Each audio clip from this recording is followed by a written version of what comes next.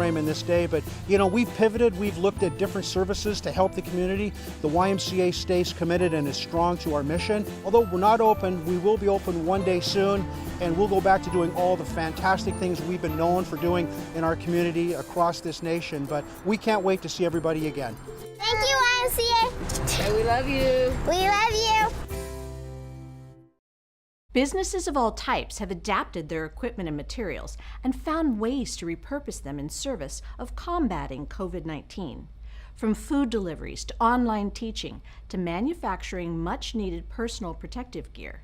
But for places like the North Hollywood Interfaith Food Pantry, the first order of business has always been providing a few extra groceries for anyone in need.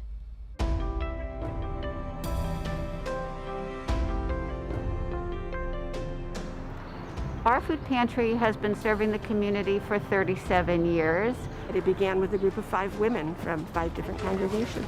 The ideal, the hope was that we could eliminate hunger here in the East San Fernando Valley. Basically, whether it's through the economic recession, or it's going through an earthquake in 1994, or it's going through the homeless crisis, or it's going through a global pandemic, we are here to serve and bridge the gap where social services doesn't meet the streets.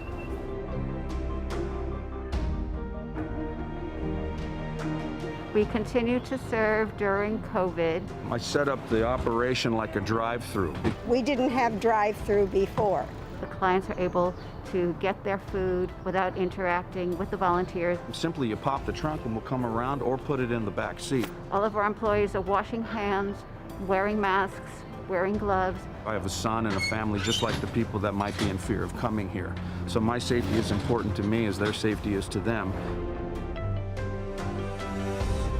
We're serving the community twice a week, Mondays and Fridays. Half of the food that comes out of this place basically comes from the neighborhoods and the model that we set up. But what's different about the pandemic and why it's more difficult is because the supply is gone now. It was a symbiotic relationship between the neighborhood and the general business locally, but all of that is flattened. You can donate via our website, nhifp.org. We're here, we've been here for 37 years, we've never turned anybody away. Thank you to our awesome new group of volunteers that are enabling us to be the little pantry that can. Please volunteer. It's a gift that these people are giving us, our clients. We are not giving to them, they are giving to us. They're sharing their lives with us.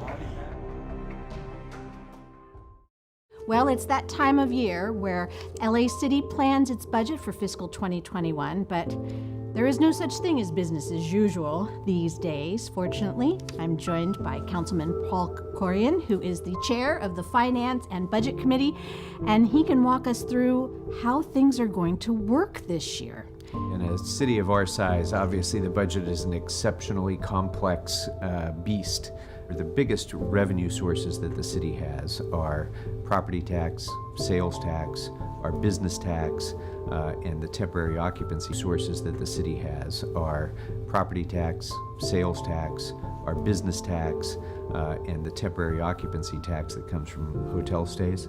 Well, what a difference a year makes. Last year, the city basically celebrated eliminating any kind of structural deficits.